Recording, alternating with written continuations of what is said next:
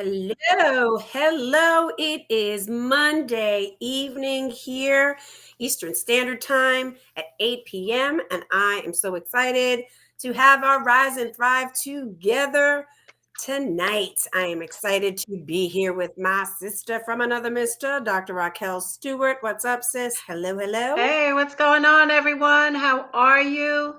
Like Reg said, we are super excited to introduce our guest tonight. He is going to knock you off your seats with his words.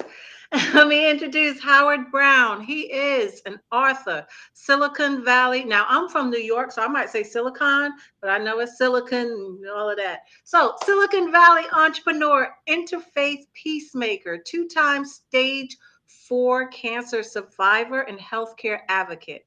For more than 3 decades, Howard's business innovations, leadership principles, mentoring, and his resilience in beating cancer against long odds have made him a sought after speaker and consultant for businesses, nonprofits, congregations, and community groups.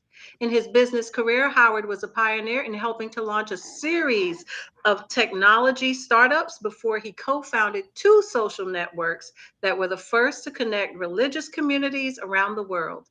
He served his alma mater, Babson College, ranked by the U.S. News as the nation's top college for entrepreneurship, as a trustee and president of Babson's worldwide alumni network. His hard earned wisdom about resilience after beating cancer twice. Did y'all get that? Twice has led him to become a nationally known patient advocate and cancer whisperer to many families and his followers. Let's bring on and welcome to the show Howard Brown. Hey, Howard. Woo woo! I'm here. Yes. How are you? Welcome to Rise and Thrive. We're so excited to have you here. And we are excited to hear your story 2 times. I don't want to jump ahead, but I'm going to let you go. Well, first of all, the R&R women, I am so thrilled to be here because we are rising, we are thriving, and we are alive. And I am just so thrilled to be here with you. Thank you for having me on tonight. And shout out to our good friend Blanca for connecting us. We love her. She's just in the comments. Joanna Tress. We got some fans out there already. So thank you for Woohoo! having me. And we're gonna chop it up big time. Awesome. So I don't know. I kind of want to. How the heck did you beat it 2 times? I'm one of those. I can't beat around the bush. It's not my Nope. style. I gotta get in and get out. What? Tell us that. How does someone beat cancer not once but twice? It's something that, first of all, when and I live in the stage 4 cancer world, okay? And there are people fighting every single day. But once Mm, the disease burden becomes too great and God calls you to heaven, that's your time.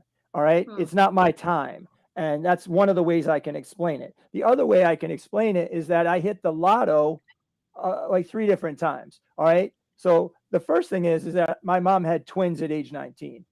All right. Having a twin sister, jumping way ahead, okay, saved my life from a bone marrow, now called stem cell transplant, from stage 4 T cell non Hodgkin's lymphoma, with basically a life expectancy of 3 to 6 months. wow. That's a blood cancer of your Wow. entire lymphatic system, like leukemia. All right. Hmm. And they could not cure me. My sister's bone marrow could have killed me right away when they infused it in me. It could have killed me a little bit over time. Or what the prayer and the hope was, and the medical science said, is that it could become my immune system and it could Mm, actually overtake Mm. the malignancy in my body. And that's just what it did. So, first of all, if that isn't hitting the lottery once, because my sister was a 1 in 25,000 chance of being an exact HLA match, that's Wow. miracle number one. All right. Miracle number two, okay, starts actually before I did a drop of chemotherapy. All right. I went in to do my chemotherapy in 1989, October, early the month, and my liver function was too high. They said it was unsafe for me to start mm, chemotherapy. For some God reason, and I can't think of any other real reason, I did not do chemotherapy that day. And my doctor came up to me and said, I know you're nervous. You're supposed to do chemo. We'll try again tomorrow. I've got a field trip arranged for you. And I'm like, I'm 23 and a half years old. I've just been told that I have stage 14 lymphoma. And I ended up going to the cryogenic center, and I had no idea what the hell that was. I said, cryo, what? What are you talking about? And he said, well, we're going to send a sample. You're going to do a sperm sample. And I wasn't thinking like that at all. I was a deer in the headlights.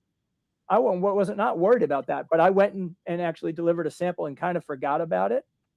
And why Father's Day meant so much to me is that roll the clock forward. Not only did I beat the lymphoma, get my life back, okay, 11 years later, we called for that sperm sample. 11 years later, it was frozen. My wife grew 8 eggs. They did in vitro fertilization. It's a procedure called ICSI. And they put the best swimmers inside the best 4 eggs. And my miracle girl and our miracle girl, Emily Lauren Brown, was born on August 20th, 2001, after frozen embryo. I mean, frozen sperm. I mean, come on now. That is awesome, right? Yes, take a Take a moment. moment and just think, thank God, right? So when I look in the mirror, Right? okay, and I look in the mirror and I say, I am blessed, I am grateful, and I am lucky. I truly mean it every single day, because how do you explain something like that? So then you go forward, and I know we're cutting the 360-page book and a long video and all this, but unfortunately at age 50, I went in for my colonoscopy, as you're supposed to. Now the screening age is 45, and we'll get back to that in a second, because everybody, all the listeners, have to go get screened. Everyone during COVID didn't go get their mammography, their prostate, their cardio, go to the dentist, go do a home test or a colonoscopy. You got it. Self-care and self-love. So there's my timeout. Go get screened, because you go get screened and you don't have to go through chemotherapy and surgeries and side effects and all that. I don't wish that upon anyone. It's been hard and horrible. But I went and had that colonoscopy, and they found an 8.5 centimeter tumor in my cecum, which connects my small and large intestine. Now, I'm told I have stage 3 colon cancer. I do an immediate colon resection called a hemicolectomy, where they take out 13.5 inches of colon plus margin plus lymph nodes. A couple lymph nodes were positive. They install a chemo port, and lightning strikes again. Rock'em sock'em chemo. I'm back in the chair getting infusions and dealing with the side effects. No. But I'm 50 years old. So instead of deer in the headlights, no internet, no cell phone, no computer, I'm a dad. I'm married for 22 years. It was a whole different game. And also, I became a veteran. I was a veteran of being on the front lines of cancer. So this time, I allowed myself to be angry and a little upset for a time. You have to give yourself some space to really process it. How the hell does this stuff happen again to me, right? But then I said, I got a lot to go for. And one was living to see my daughter graduate high school. Then next goal was to see her graduate college. And I'll put it out there because I've seen those both happen now. All right. She graduated in December. She's a TV reporter in Missoula, Montana. Father's Day means everything to me. I was not supposed to be a father. Right. Okay. It means everything to me to be able to raise a little girl and to be a woman and launch her. And my wife and I, Lisa, did a fine job. She's a very capable young woman, and she's off in her career, and I miss her like crazy. So I ended up having lots of chemo, didn't work. Lots of surgeries didn't work. Clinical trial didn't work. So again, I get this darkness over me saying, oh my God, my time could be up. And nobody knows, but when you Google stage 4 metastatic colon cancer, it tells you got about 4% chance of living, 6 to 12 months. And sometimes that comes true and sometimes it doesn't. And I ended up finding a lot of online resources. I end up getting a lot of prayer, a lot of help, a lot of support. We live in the digital age, and it all helped. It helped the vibration, it helped the energy. And I ended up having this crazy surgery. They cut me from chest to pelvic bone. They opened me up, and they cut out all the cancer they could see with microscopic glasses. And then they poured hot chemotherapy inside of me, sealed me up, rotated me like a rotisserie chicken to get the cancer that was microscopic and couldn't be seen. And right now, as we speak, because I'm in surveillance. I just had my blood tests, my scans, and my oncology team all last week. I am proud to tell you that I am now 3 3/4 years, no evidence of disease at this time. I am on my way to my 5-year remission. In September, it'll be 4 years. That's Oh an Wow. my amen. God. That's an amen. That's a hallelujah. Come on. Yes, yes. That's a woo. So how do Absolutely. you explain that except the fact that now I'm an author, speaker, podcaster, and survivorship coach because I want to help people every single day on the rest of the time I have here. Wow, Yeah. that is tremendous. But I've got to ask a question, and you may or may not be able to answer. I'm wondering about your wife and Yeah. what she went through while I, you I, were I, going through cancer, the treatments, all of that. I'm just wondering what was her headspace like as a family member of someone diagnosed with cancer, stage 4, stage 3. I mean, Yeah. what was that like for her? Did you guys ever Dr. talk Raquel, about I it? want you to, that is really, you're one of the first people that have asked that on live broadcast. First of all, there's 3.5 million unpaid caregivers in this country right Mm, now. They Mm. stop their entire yes. lives to take care of an elderly parent, a sick child, or a spouse. My wife dropped everything in her life to just raise her daughter and take care of me. Wow. And it was exhausting. It was worrisome. It was an emotional roller coaster. It was a financial whirlwind. I don't think she had time to breathe. And I have to tell you, I call her and my mom and dad, who were my caregivers 30 years prior, the angels on the earth, just like my Mm, infusion nurses, but they are angels because to her to be able to do that and have the strength to raise our daughter and try to conduct some normalcy in our household when we are on the firing lines and we don't know if there is a tomorrow. So when I speak to a lot of audiences, especially cancer researchers that are trying to find a cure, every cancer patient wants one more day, one more mm, week, one more month with their families, with their people that they love to make memories. Because at the end of the day, we are dust and all we have are those memories. So in the Jewish religion, when someone passes, we say, may their memory be for a blessing for all of those who knew and loved them. Because all you mm. have is the memory of them and how they touch your heart, the good and the bad. It comes Yep. all together in one package. And so Right, that's all we have. You don't even have 144 characters to put on a tombstone. Loving husband, father, and Yep. son. That's all you get. right. So What's your what you wife's name? take She with you. deserves a shout out. Yep. Lisa Naftali Brown, Lisa Brown, and she does deserve a shout out and a hug. And I'm grateful for her because I when you are on rock bottom and are dealing with Mm, steroids and living in the bathroom and need to be rushed to the hospital because your blood pressure is 257 over 140, wow. that all falls on her. And Yep. again, she had to deal with that every day for the last 7 years. Now, has it gotten better? Yeah, I went from cancer into COVID and I got to show improvement. And so now the burden of me taking my responsibility back came back to us and it's now shared. But it was 99% her and 1% me. I had to focus on me. I had to focus on getting up out of bed each day. I had to focus on getting to the bathroom, getting to the doctor. But with her, she had to keep track of when I had to go to the doctor, which tests we didn't get results from, what questions to ask. Thank God that my twin sister lives close by. She helped when she could. My mom flew out from Boston when she could, but that all fell on Lisa. Wow. Well, So Lisa, you she's are my our angel. shiro, and we Yes. applaud you, my sister, for doing that. Talk about rising and thriving in That's that right. type of situation. She's incredible. And Howard, you are a lucky man, and you should buy her whatever she wants. I'm just saying, throwing that out there. I gotta look out for the sisters. That's all. Yeah, I'm I think sorry. I agree 100%. Well, Howard, you are getting some love. They are talking about hooray for your remission. Awesome. That's from Joanna. I mean, people are just loving it. Amazing. Miracles all around. Blanca loves you.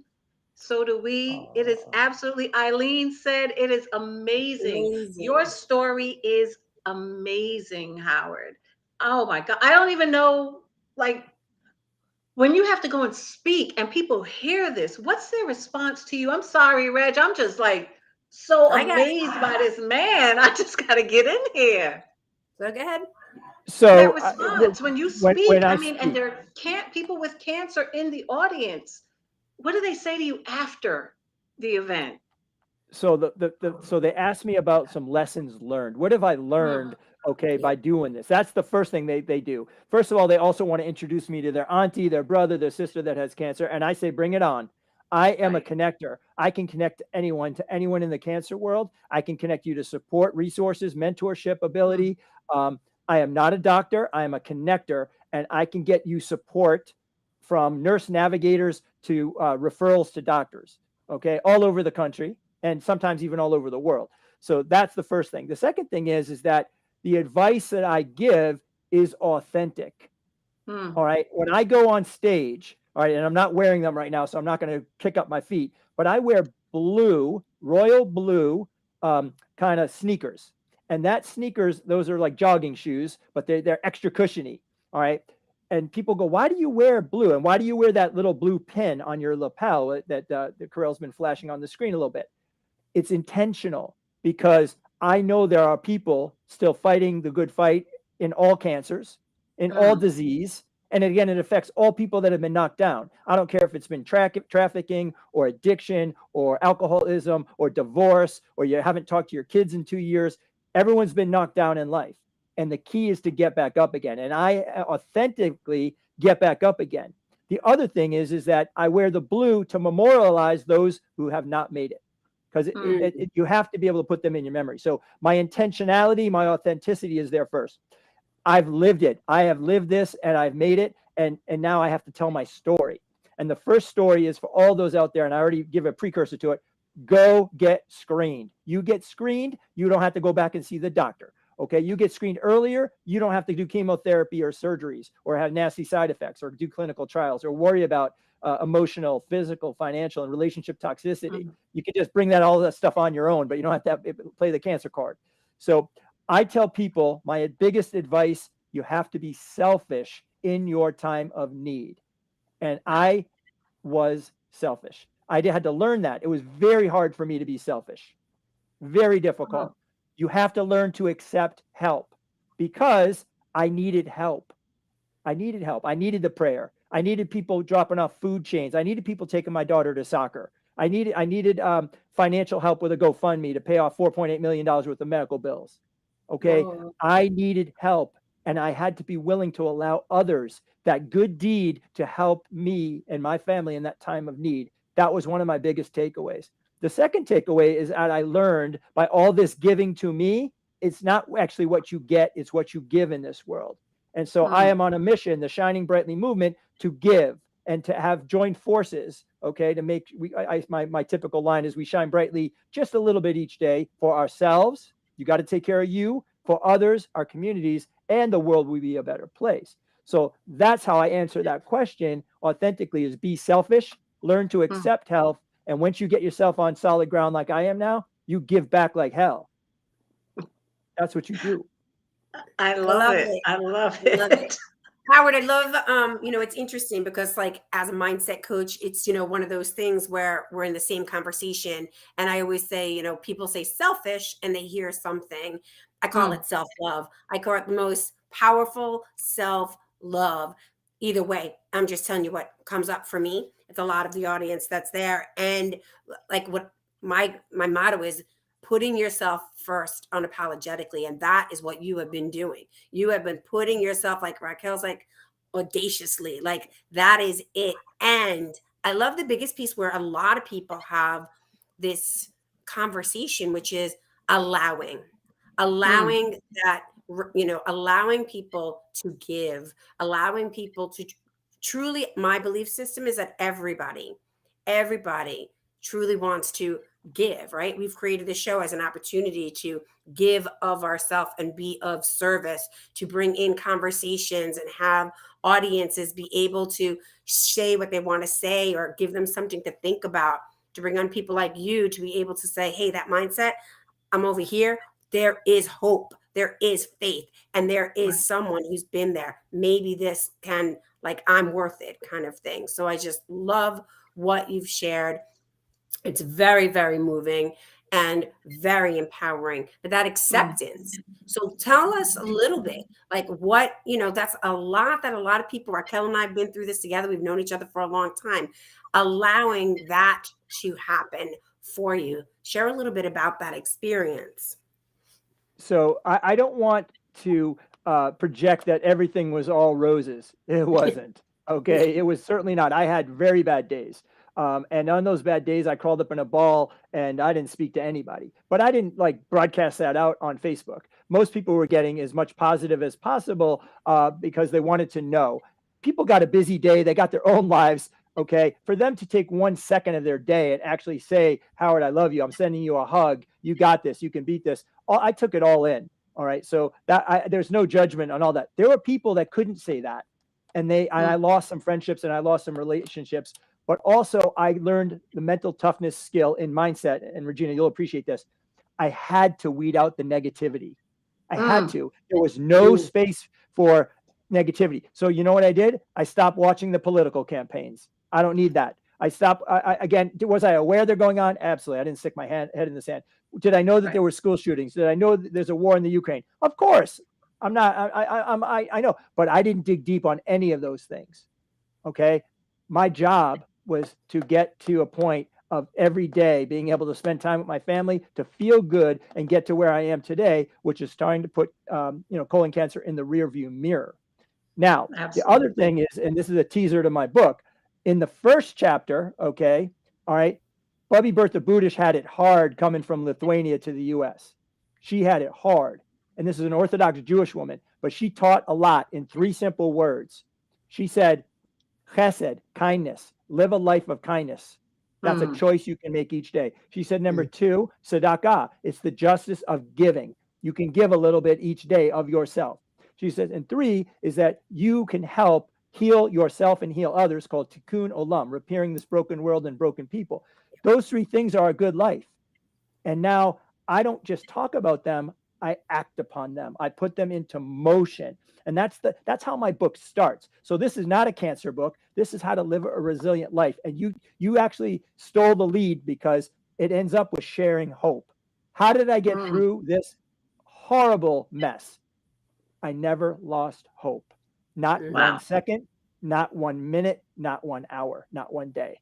I never Even on lost the days hope. you felt sick and curled up in a ball, you still never gave up hope? No, because God was going to take me where He could take me. I never lost hope. And that little girl, my frozen kidsicle Emily, and my wife Lisa, and my mom and dad, and my twin sister, and my family, okay, I had more to do. And I was going to do it, whether it was going to be a short term or a long term. All right, now I can walk out and get hit in the bus, slip in a tub, but I don't plan on that. But I now am taking everything that I learned as a mature, now 57-year-old, and I am not only talking the talk, I'm walking the walk. So I back up what I do intentionally, okay? And also I'm living a very balanced life. Do I fall off the wagon and not get enough sleep? Yes. Do I overeat foods I shouldn't? Yes. I have to. This is life. We're human, right? Okay. I make mistakes every day, but I don't hold myself a pity party too long.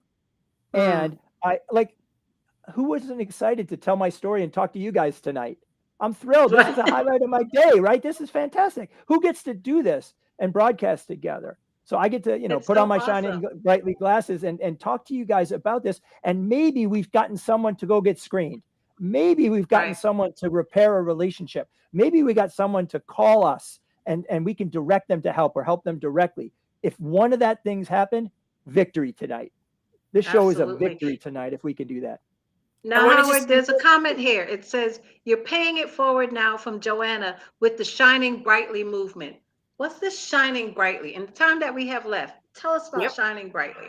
All right. So I consider the stuff like cancer, addiction, alcoholism, abuse is darkness. I consider that darkness. There's darkness and light. It's all in the Bible. I'm not super religious, but it's all there. I want people to bring forth their light. We all have a light inside of us that we can bring. It's that energy. It's that hope. It's that gratitude. It's what makes us human. And you have a choice to turn that light on like a flashlight and make it shine bright or make it shine dim. That's where light comes from. And that is the strength, okay, that has us, working together. I want to join hands with sisters like you, okay, because we give a damn and we are making a difference. and we're going to help one person at a time. And this we're going to carry on. The Rise and Thrive is joining together with the Shining Brightly, is joining Yeah. together with the Laws of Life, and we Woo! become stronger and stronger. And that's how it works.